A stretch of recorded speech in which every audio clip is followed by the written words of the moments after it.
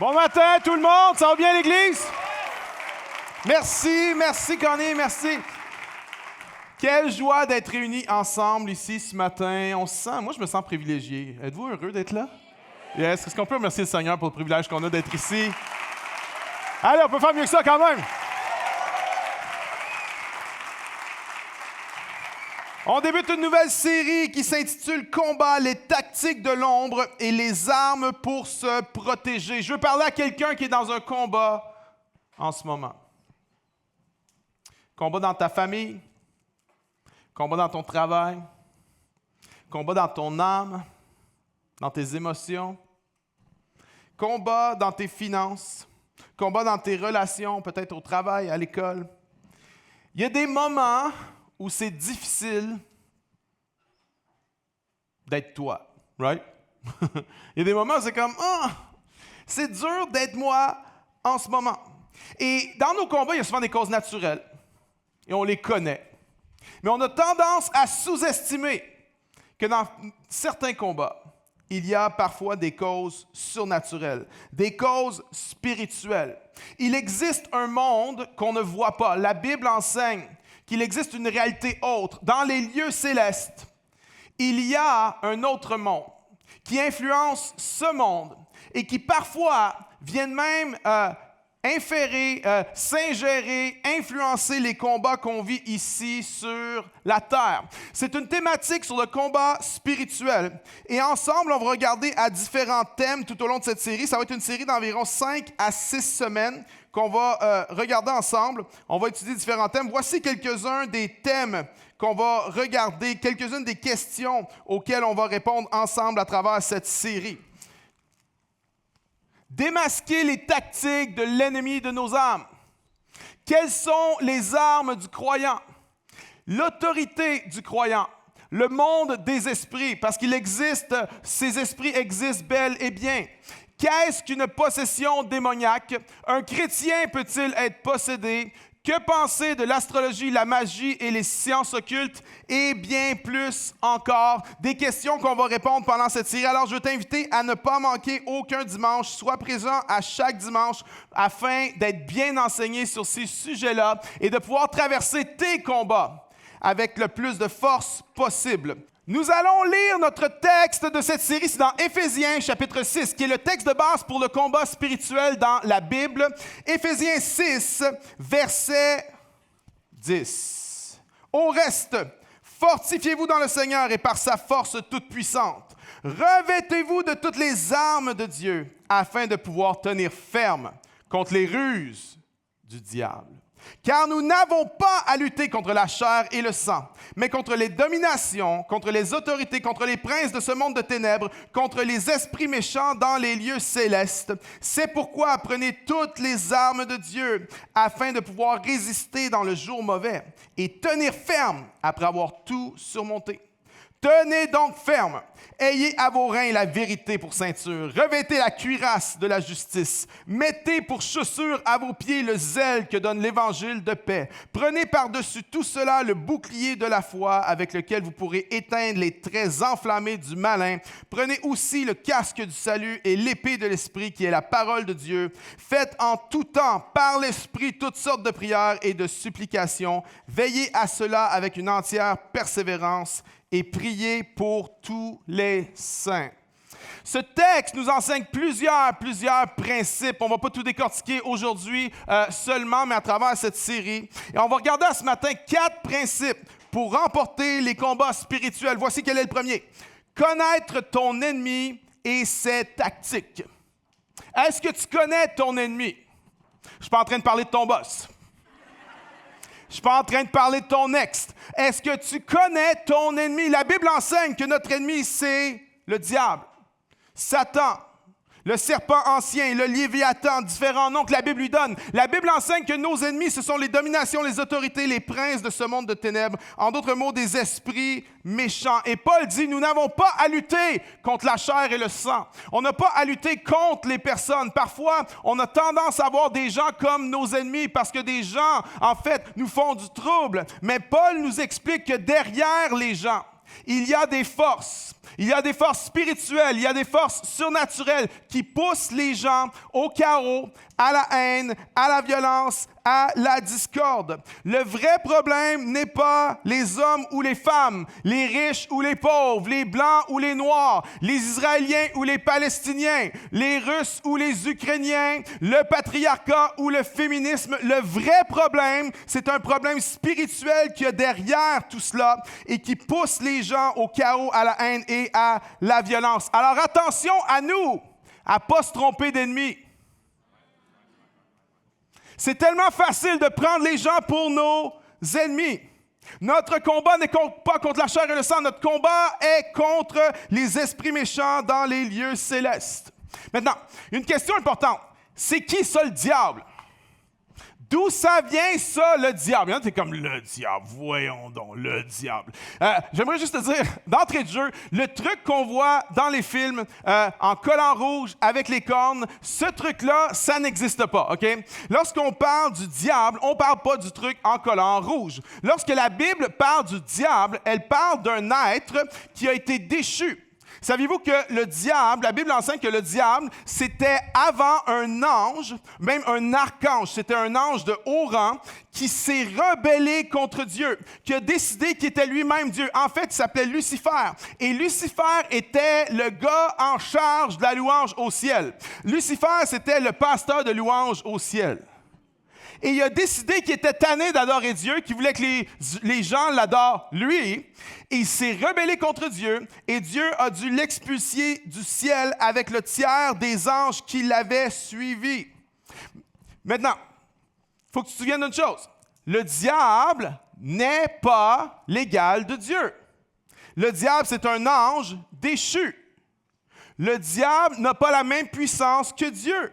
Lorsqu'on parle de Dieu, Dieu n'a pas de contraire. Si je te dis le contraire de petit, tu vas me dire grand.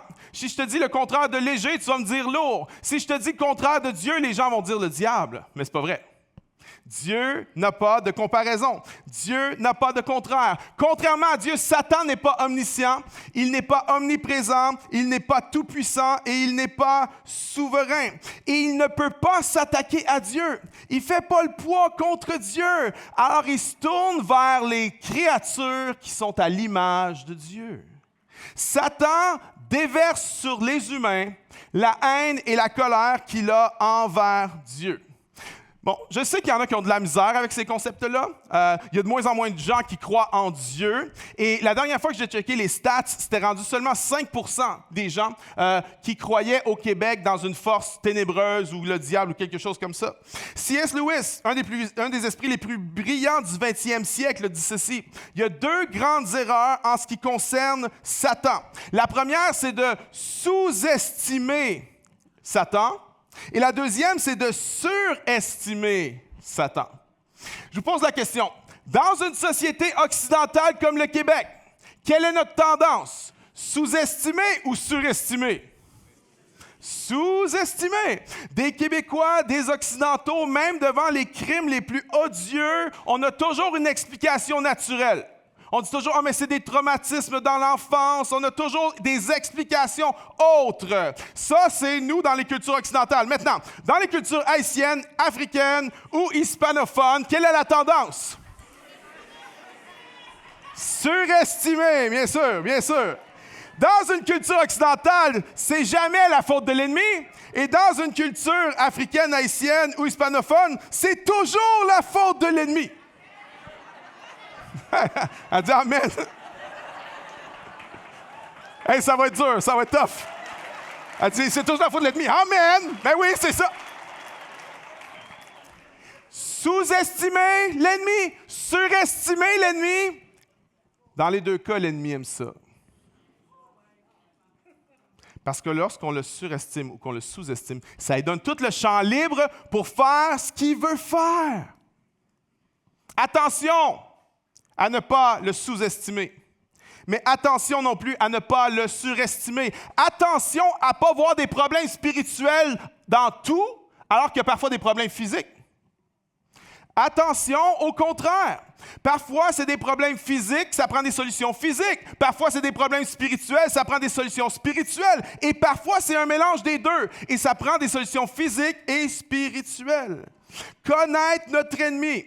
Tu dois savoir qui il est. Il n'est pas l'égal de Dieu. Il n'est pas le contraire de Dieu. Il n'a pas la puissance de Dieu. Tu dois connaître ton ennemi, mais aussi ses tactiques, ses ruses, ses méthodes. Il a beaucoup de tactiques, mais c'est les mêmes depuis le début des temps. Et je vais faire une nomenclature rapide des méthodes, des ruses, des tactiques de l'ennemi. Ce n'est pas exhaustif, mais en voici quelques-unes. Numéro 1, la distraction. La suroccupation, ça vous dit quelque chose?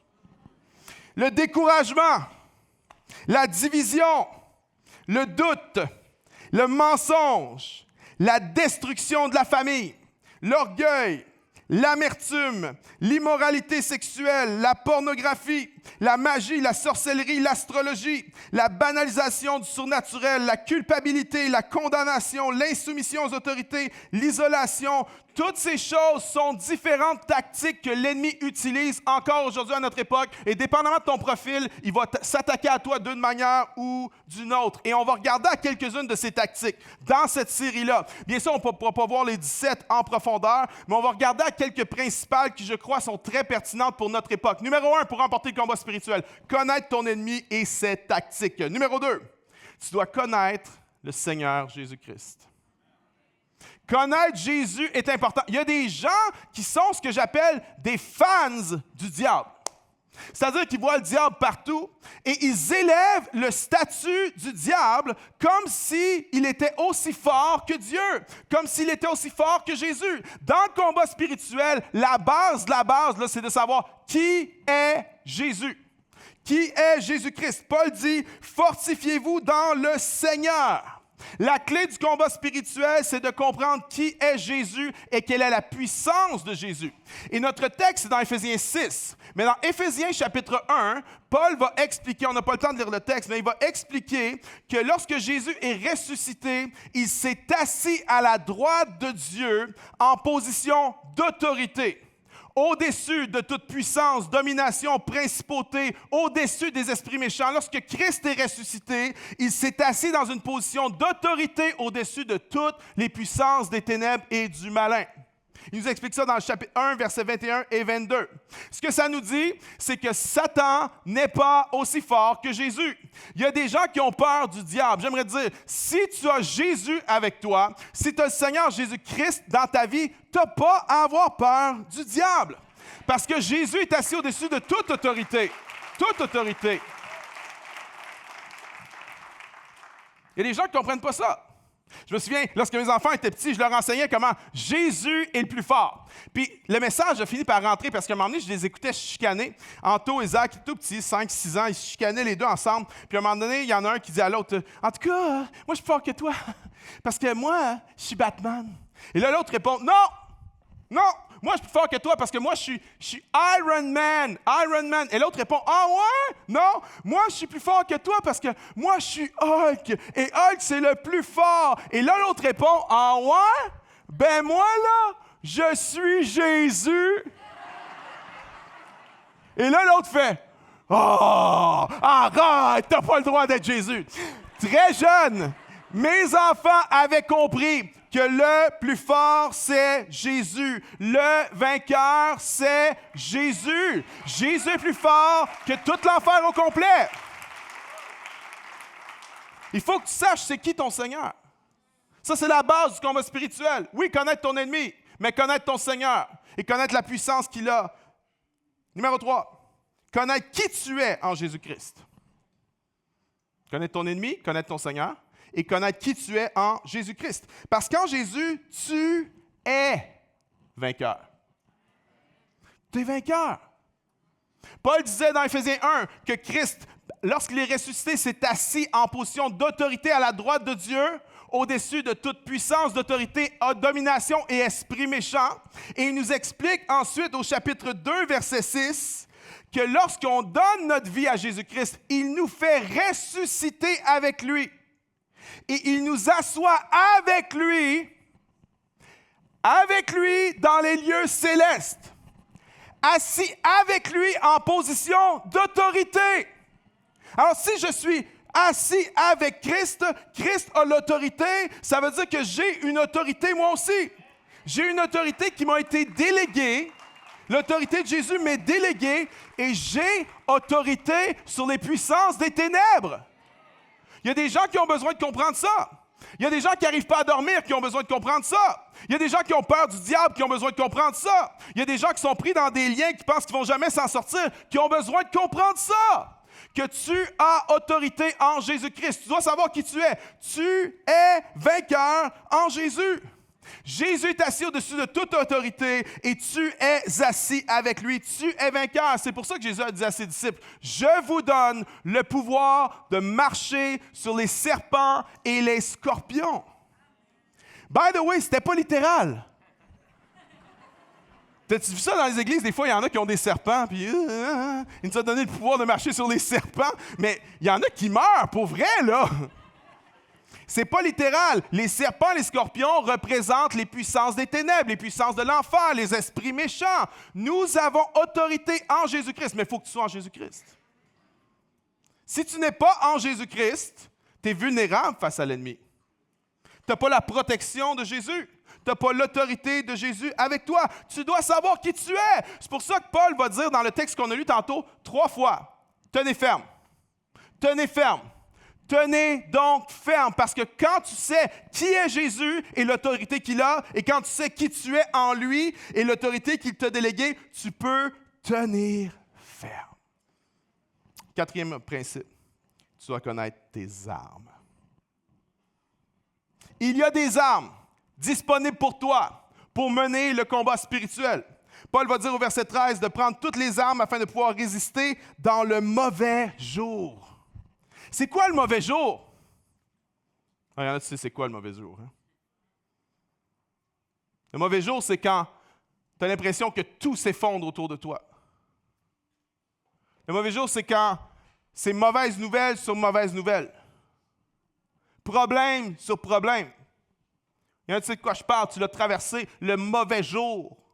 Le mauvais jour, c'est quand tu as l'impression que l'enfer au complet est en train de vider son arsenal sur toi. Ça, c'est le mauvais jour. Et tu as besoin de prendre toutes les armes de Dieu afin de pouvoir résister dans le mauvais jour. Il y en a qui ont traversé le mauvais jour récemment. Il y en a, l'ennemi a essayé de te cribler comme le froment. Il a essayé de répandre des mensonges sur toi, des rumeurs sur toi. Il a essayé de proférer des fausses accusations contre toi. Mais voici la bonne nouvelle, tu es encore là. Tu es encore en train de louer Dieu. Tu es encore en train de servir Dieu. Il y en a, l'ennemi a essayé de te faire perdre ta job, de faire perdre ta position, de faire perdre ta carrière. Mais la bonne nouvelle, tu es encore là. Tu es encore en train de servir Dieu. Il y en a, l'ennemi a essayé de te faire perdre tes amis, ton influence, tes relations, même ton conjoint, en pensant que tu arrêterais de bénir Dieu, d'adorer Dieu, de louer Dieu. Mais tu es encore là.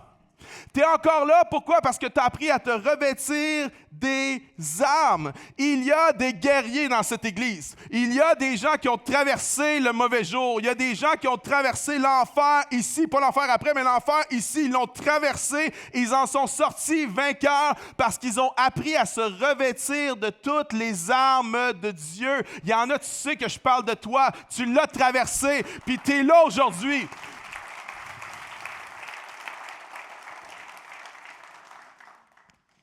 Il faut que tu connaisses tes armes. Il faut que tu prennes ces armes-là. Il faut que tu les prennes à chaque jour. Une partie de la maturité spirituelle, c'est d'apprendre à revêtir nos armes à chaque jour. Parce qu'il y en a, quand tu te lèves le matin, tu ne mets pas tes armes, puis quand tu sors de chez vous, tu sors tout nu. Arrête de sortir tout nu de chez vous. Revêt-toi des armes du croyant à chaque jour. À chaque jour, je me revêtir de toutes les armes que Dieu a pourvues pour moi. Et dans le texte qu'on a lu, Paul est en prison lorsqu'il l'écrit. Puis, il est enchaîné à un soldat romain, puis il voit l'habillement, il voit l'équipement d'un soldat romain, puis ça lui donne l'idée de de prendre cette métaphore pour parler des armes que Dieu nous donne pour combattre le combat spirituel. Il va faire une nomenclature de différentes armes. Il va parler de la ceinture de la vérité, la justice comme cuirasse, le casque du salut, les souliers de la paix, le bouclier de la foi, l'épée de l'esprit qui est la parole de Dieu et une 7e arme qui est l'arme de la prière. Et cette liste d'armes dans Éphésiens 6 n'est pas la seule liste. Savais-tu qu'il y a d'autres listes dans la parole de Dieu? Ce n'est pas les seules armes. En fait, presque toutes les listes qu'il y a dans la Bible ne sont pas exhaustives. Même la liste des dons spirituels, par exemple, ce n'est presque jamais exhaustif. Ce sont des listes partielles. Et il y a des armes qui nous sont mentionnées ici, mais il y a des armes qui ne sont pas mentionnées ici dans le texte d'Éphésiens 6. Et dans cette série-là, on va regarder à certaines armes qui sont dans Éphésiens, mais d'autres qui n'y sont pas, parce que je veux aller aux armes que je crois qui sont les plus pertinentes pour nous à notre époque et pour nous, ce qu'on traverse la chapelle en ce moment. Et aujourd'hui, on va parler d'une arme contre une tactique, et je crois que c'est la tactique. La tactique à notre époque, mais depuis le début des temps, par laquelle l'ennemi, nos âmes, vient nous attaquer. Et cette tactique, c'est le mensonge. Le mensonge. Le mensonge, c'est la stratégie principale de l'ennemi. C'est une erreur de penser. C'est une erreur de penser que la stratégie principale de l'ennemi, c'est la démonisation et la possession. C'est une erreur de penser ça. La tactique principale de l'ennemi, c'est le mensonge. Quelle est la première chose qu'il a utilisée en Éden pour séduire Adam et Ève? Le mensonge. Mensonge sur qui est Dieu, mensonge sur qui ils étaient eux, et mensonge sur c'est quoi que ça te prend pour être heureux dans la vie. Mensonge, mensonge, mensonge. La Bible dit qu'il est un menteur. Jésus l'a même appelé le prince, le père du mensonge. Et la raison pour laquelle Paul vient citer la ceinture de la vérité comme première arme, c'est que pour un soldat romain, la ceinture, c'est la pièce d'équipement de base. Si tu n'as pas la ceinture, il y a plein d'autres pièces d'équipement que tu ne peux pas avoir, parce que la ceinture venait tenir la cuirasse. Elle venait appuyer la cuirasse. La ceinture venait aussi tenir l'épée. La ceinture aussi servait, dans des moments de repos, à accrocher le casque. La ceinture est au cœur de l'équipement du soldat romain. Pas de ceinture, pas d'équipement. Et ce n'est pas un hasard si Paul commence par cette arme-là pour contrer la tactique de l'ennemi qui est la plus grande en ce monde et puis depuis le début des temps, le mensonge. La vérité, c'est une arme fondamentale. Si tu crois des mensonges, tu peux faire n'importe quoi. Si tu crois des mensonges, tu peux avoir une spiritualité qui est complètement biaisée. Si tu crois des mensonges, tu peux même avoir une communion avec Dieu, mais ce n'est pas Dieu que tu es en train d'adorer, c'est juste une image que tu t'es faite de Dieu, un veau d'or. Le mensonge est la tactique principale de l'ennemi. Et croyez-moi, il y a tellement de mensonges autour de nous aujourd'hui. C'est hallucinant comment l'ennemi peut aveugler les gens par des mensonges. On a des exemples dans l'histoire de nations entières qui ont été séduits par des mensonges. Lorsqu'on pense à l'Allemagne nazie du 20e siècle, lorsque tu parles avec des gens qui sont allemands aujourd'hui, eux-mêmes se posent la question, comment une affaire comme ça a pu arriver?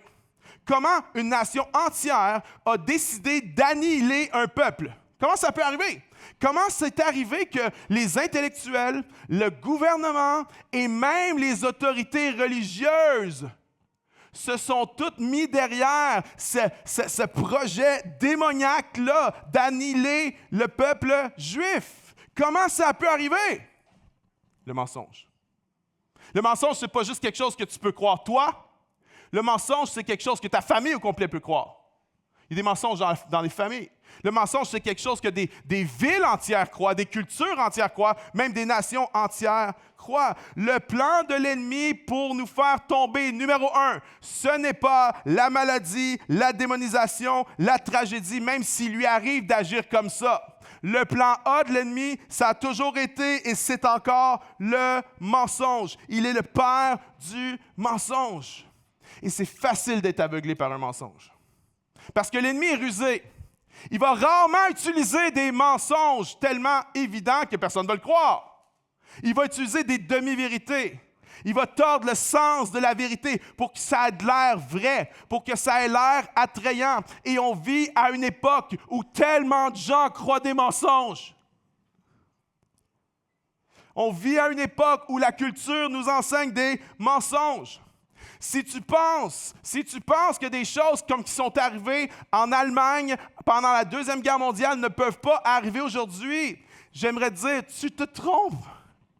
Tu te trompes.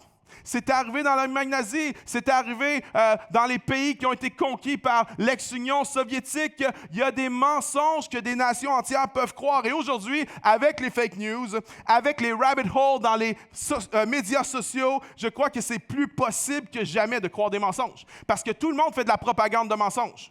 La gauche propage des mensonges, la droite propage des mensonges. Hollywood propage des mensonges. Personne n'est au courant? Non? OK. Hollywood propage des mensonges. Les gouvernements propagent des mensonges. Et je ne suis pas en train de vous dire qu'il ne faut pas faire confiance à personne. Non, c'est pas ça que je suis en train de vous dire. Je suis en train de vous dire que le mensonge, il est bien au-delà de ce que les gens réalisent. Souvent, on est pris dans un système de mensonges, une pensée de mensonges, et on ne le voit pas. Et il ne faut pas accueillir sans discernement tout ce que la culture nous enseigne. Il ne faut pas laisser sans discernement la culture instruire nos enfants dans ses valeurs à elle. Il ne faut pas sans discernement écouter n'importe quel preacher sur Internet qui se dit chrétien. Attention! Ce n'est pas parce que tout le monde croit quelque chose que c'est vrai. Quelqu'un dit ceci, si vous racontez un gros mensonge, suffisamment et que vous continuez à le répéter, les gens vont éventuellement venir à le croire. Qui a dit ça? Joseph Goebbels, ministre de la propagande nazie. Mais il semble que c'est pas juste une vieille affaire de la Deuxième Guerre mondiale, mais il semble que c'est très d'actualité, ça. Hein? Fais juste continuer à raconter la même affaire, le même mensonge, la même affaire. Même mensonge qui n'est pas validé par rien, par aucune étude scientifique, mais avec le temps, on va même commencer à nous faire croire que la science valide le mensonge. Attention! Attention, il faut filtrer. Tu dois filtrer. Tu ne dois pas tout recevoir sans filtrer. Ça prend un filtre.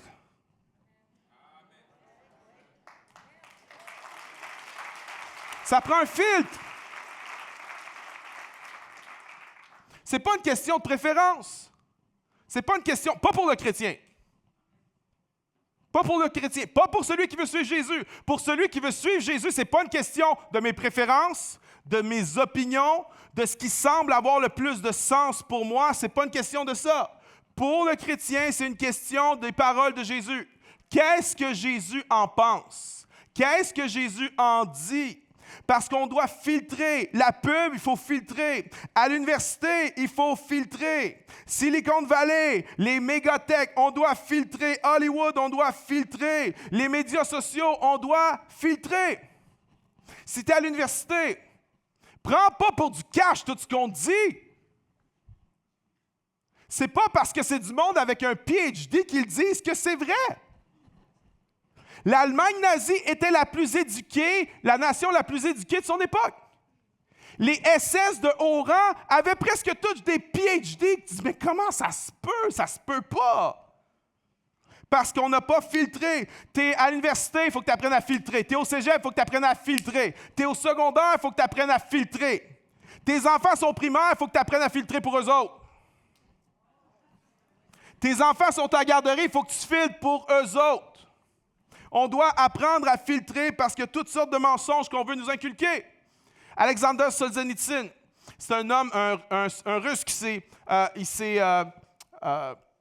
levé en opposition contre le régime soviétique dans les années 70 et 80. Et on l'a emprisonné et il a écrit un livre qui s'appelle L'archipel du Goulag. Et dans ce livre-là, il explique le processus par lequel les Soviétiques, lorsqu'ils ont conquis les nations d'Europe de l'Est après la Deuxième Guerre mondiale, il explique le processus par lequel ils ont fait croire des mensonges à tout le monde, que tout le monde a fini par acquiescer aux mensonges. Regardez c'est quoi le processus. Numéro 1, voici ce qui se passe. Numéro 1, c'est que tu ne crois pas le mensonge qu'on raconte, mais tu te mets à l'affirmer parce que tu as peur des représailles contre toi ou contre ta famille. Tu ne crois pas ça? Le régime dit quelque chose, tu ne crois pas ça. Mais parce que tu as peur des représailles, tu commences à dire « Ah oui, c'est vrai », même si tu ne crois pas que c'est vrai. Ne dis jamais que quelque chose est vrai si tu ne crois pas que c'est vrai. Jamais. Tu peux changer d'idée, c'est normal de changer d'idée, ça arrive de changer d'idée, mais ne dis jamais que quelque chose est vrai si tu ne crois pas que c'est vrai, c'est extrêmement dangereux. Ça, c'est la première étape. Alors, personne ne croit le mensonge, mais le mensonge est là, il est enseigné, il est véhiculé, puis parce que les gens ont peur de représailles, bien, ils vont faire semblant qu'ils croient le mensonge. Mais ça, c'est juste la première étape. Parce que regardez, c'est quoi la deuxième? Tu te mets à croire au mensonge pour ne pas être en dissonance cognitive. Parce que voici, les êtres humains, on a tous besoin d'être capables de se regarder dans le miroir le matin. On a tous besoin d'être capables de se dire « je suis une bonne personne ». Et lorsque nos actions sont en dissonance avec nos valeurs, on ne peut pas rester comme ça bien longtemps. On a besoin de soit changer nos actions, soit changer nos valeurs. Et quand tu as peur d'affirmer tes valeurs, quand tu as peur, tu vas te mettre à changer ce que tu crois. C'est comme ça qu'on est fait. C'est pas « oh mon Dieu, regarde-les dons, les faibles ». Non. On est comme ça, les humains. Si tu te mets à affirmer des choses que tu ne crois pas, c'est juste une question de temps avant que tu te mettes à croire ces choses-là. Numéro 3, c'est qu'une fois que tu crois le mensonge, tu deviens l'ennemi de ceux qui ne croient pas au mensonge. Et c'est comme ça que les Soviétiques ont amené plein de gens, des nations entières, à croire des mensonges. Maintenant, tu dis, pourquoi tu me dis ça? On n'est pas communiste, on n'est pas sous le régime soviétique. J'aimerais dire, on est les mêmes humains. On est les mêmes humains qu'à la Deuxième Guerre mondiale. On est les mêmes humains que l'après-guerre en Europe de l'Est. On est les mêmes humains. Attention, n'affirme pas des choses que tu ne crois pas et tu dois apprendre à filtrer pour ne pas être trompé. Et voici quelques-uns des plus grands mensonges qui sont racontés à notre époque. Voici quelques-uns des mensonges qu'on croit à notre époque. Je vous en donne 6 rapidement puis je finis. Le premier, c'est le mensonge des possessions. Je suis ce que je possède. Depuis qu'on a mis Dieu dehors, on a un vide religieux. Et qu'est-ce qu'on a fait? On a remplacé ce vide-là par une nouvelle religion qu'on appelle le matérialisme. On se met à vivre selon ce qu'on possède. Nos possessions sont les nouveaux dieux, les centres d'achat sont les nouveaux temples et Visa et Mastercard sont les nouveaux prêtres qui nous permettent de nous connecter avec le divin. Les vêtements, les téléphones et les voitures ne sont plus des biens utilitaires, mais ce sont des affirmations identitaires. Et notre mantra religieux est devenu d'acheter des choses dont on n'a pas besoin, avec de l'argent qu'on n'a pas, pour impressionner des gens qu'on n'aime même pas. C'est ça. C'est ça le mensonge. Je suis ce que je possède. Voici le deuxième. Le mensonge de la popularité. Je suis ce que les autres pensent de moi. Je sais que personne ne croit à ce mensonge-là aujourd'hui. Hein? Écoute, ça a toujours été de même, mais avec les médias sociaux, c'est maintenant sur les stéroïdes. Hein? Parce qu'on se compare tellement. Puis on vit pour des likes, puis on vit pour des shares, puis on vit pour des posts.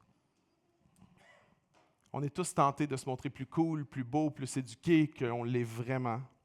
Et à trouver notre identité dans la popularité et dans la validation des autres. Mais le problème avec ça, c'est que c'est juste une question de temps. C'est juste une question de temps avant que tu prennes une méchante débarque. Parce qu'il y a toujours quelqu'un plus populaire que toi, qui a plus de likes que toi, qui est plus beau que toi, qui est plus cool que toi, toujours. Dans mon cas, c'est toujours le cas. Troisième mensonge, le mensonge du plaisir. Je suis ce que je veux. La nourriture que je veux, c'est ça que je suis. La sexualité que je veux, c'est ça que je suis. Et la sexualité est une part importante de qui on est en tant qu'être humain. Mais est-ce que c'est un contenant assez grand pour donner un sens à ta vie? Sérieux? Non. Tu n'es pas ce que tu veux. Non. Mensonge 4, le mensonge de la performance. Je suis ce que je fais. Ma job, ma carrière, mes diplômes, je suis ce que je fais et j'ai de la valeur seulement à travers ce que je fais. Mensonge. Numéro 5, le mensonge des émotions. Je suis ce que je ressens. C'est pas vrai. Je ne suis pas en train de dire que tes émotions ne sont pas vraies, Mais tu n'es pas ce que tu ressens. Ce que tu ressens ne peut pas être une base pour ton identité. Parce que ce que tu ressens change à tous les jours, à tous les minutes, à tous les heures. Ça change tout le temps. Alors, si ce que tu ressens est à la base de ton identité, tu n'as pas d'identité. Tu es juste en train de te liquéfier à chaque moment de la journée. Pourquoi pensez-vous qu'il y a tant de gens si désespérés et si dépressifs? Parce que plein de gens croient le mensonge. Je suis ce que je ressens. Mais en voici un sixième. Pas pour rien que je l'ai mis en 6. Le 666. Non, c'est pas vrai.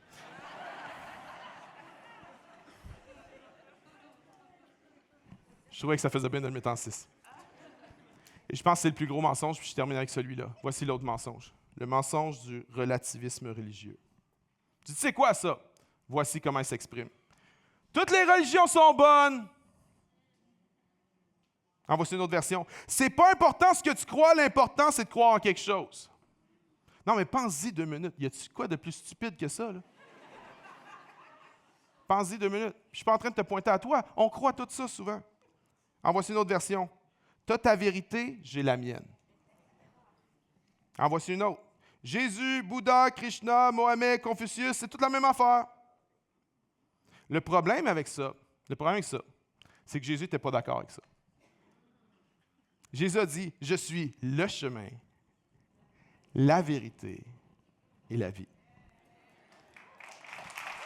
C'est lui qui l'a dit. Maintenant, il faut que tu décides. Soit Jésus est le plus grand pervers narcissique qui a jamais existé. Non, mais pour vrai, parce que tu peux pas être un bon gars et dire ça. Là. Fait que ceux qui disent « Ouais, Jésus, c'était pas le Fils de Dieu, mais c'était un bon gars. » Non! Non, non, non, non. Non, un bon gars ne dit pas « Je suis Dieu ». Un bon gars ne dit pas « Je suis le chemin ». Nul ne vient au Père que par moi. Sérieux? Le gars dit « Non, il y a juste my way ». Quand il y en a un parmi nous qui dit ça, on est comme...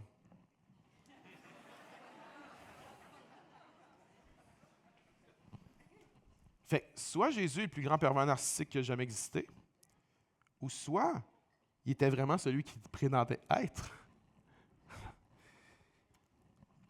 Donc la question c'est, est-ce qu'il est crédible? Est-ce qu'il est crédible? Moi, quand je regarde à sa vie, ma réponse, c'est oui.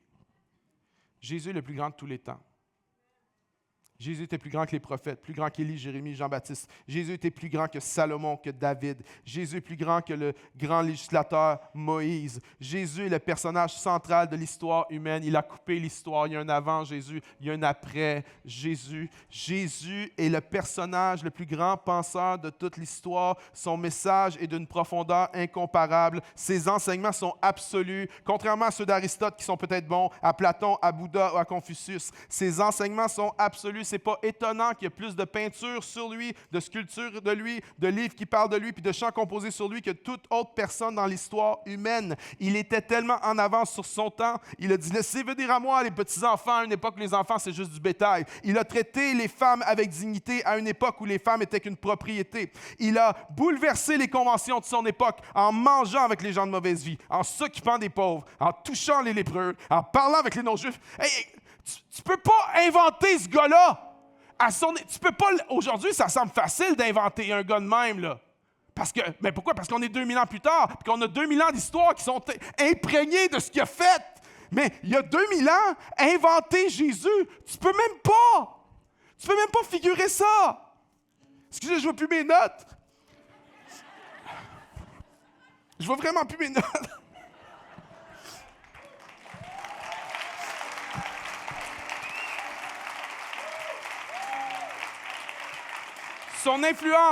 Son influence est à l'origine des premiers hôpitaux, des premières universités, de l'alphabétisation des masses, des libertés civiles, de l'abolition de l'esclavage, des critères de justice supérieure, du droit des enfants, de l'égalité des femmes, de la considération de la vie humaine et du respect de la vie animale. Ce sont ses disciples, ce sont ceux qui ont vu ses enseignements, qui ont poussé ces choses-là.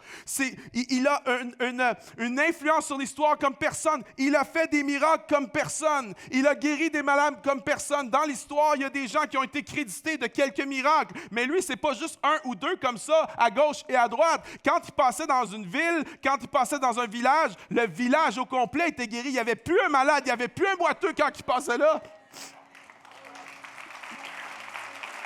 Il a accompli toutes les prophéties de l'Ancien Testament. Il était sans péché. Ouvertement, clairement, publiquement, il a déclaré être sans péché. Il l'a déclaré devant sa famille, il l'a déclaré devant sa mère. Il n'y a pas personne qui pouvait dire c'est pas vrai. Il était sans péché. Il avait le pouvoir de pardonner les péchés. Il a dit être Dieu. Il a prétendu à la divinité. Et certains vont dire Jésus n'a jamais prétendu être Dieu. C'est les disciples, c'est l'Église primitive qui a fait de lui le Christ. J'aimerais dire Jésus a affirmé à plusieurs reprises être Dieu. Il a dit avant qu'Abraham fût, je suis. Je suis était le nom par lequel Dieu s'est révélé à Moïse dans l'Ancien Testament. Avant qu'Abraham fût, je suis. Il a dit, celui qui m'a vu a vu le Père. Tu veux savoir à quoi ressemble Dieu? Dieu, c'est intangible. Dieu, c'est pas concret. Dieu, c'est lointain. Dieu, c'est abstrait. Tu veux savoir à quoi ressemble Dieu? Regarde à Jésus. C'est à ça qu'il ressemble. Jésus a affirmé être Dieu. Jésus avait annoncé à l'avance qu'il allait ressusciter. Bon, tu dis ça, c'est facile à faire. Oui, tu as raison, c'est facile à faire. Mais ressusciter, c'est une autre affaire. On l'a flagellé, crucifié, on a percé son côté, on l'a mis au tombeau. Et 3 jours plus tard, il a fait ce qu'il avait dit qu'il ferait. 3 jours plus tard, il est sorti de ce tombeau-là. Et la mort a été vaincue. Et Jésus a été proclamé avec puissance Fils de Dieu.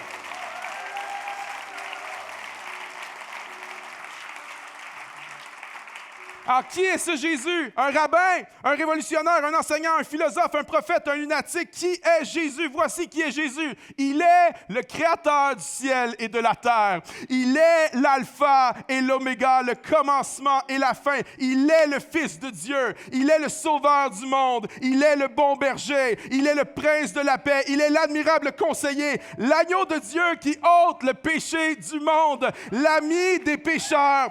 Le souverain sacrificateur. Le roi des rois, le Seigneur des seigneurs. Il est le chemin, la vérité et la vie. C'est ça qu'il est. Hey! Et tu sais quoi? Dans un monde de mensonges. Ouais, on peut se lever pour l'adorer. On peut se lever ensemble, tout le monde.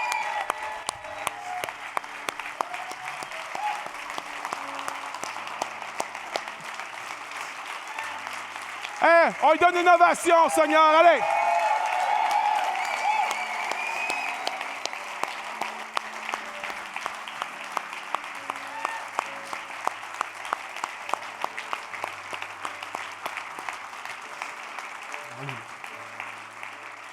Dans un monde de mensonges et de menteurs, moi, j'ai choisi d'y aller avec Jésus.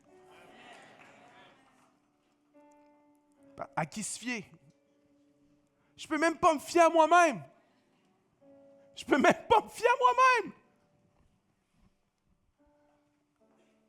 Mais quand je regarde à sa vie, quand je regarde à ce qu'il a fait, qui est venu confirmer qui il prétendait être,